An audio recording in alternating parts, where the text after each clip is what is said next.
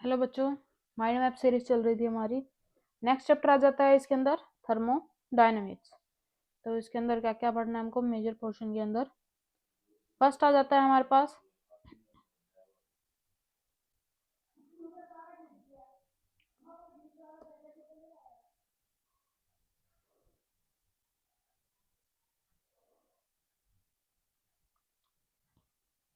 State function और path function. State function क्या होता है?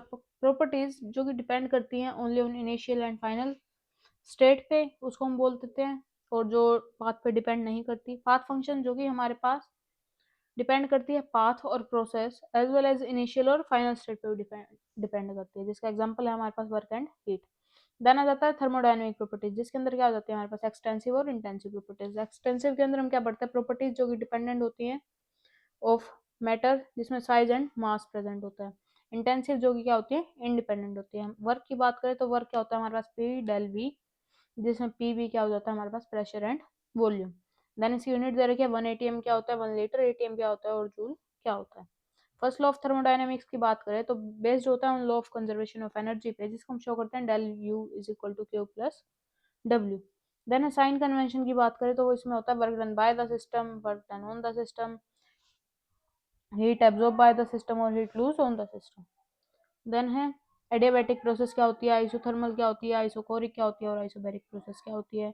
फ्री एक्सपेंशन के केस में क्या होता है? देन ऐसा कुछ हमारे पास ग्राफ बनता है। आइसोबैरिक में ऐसा होता है, आइसोथर्मल में ऐसा होता है, एडियाबैटिक में ऐसा होता है और आइसोकोरिक में ऐसा होता है। ठीक है।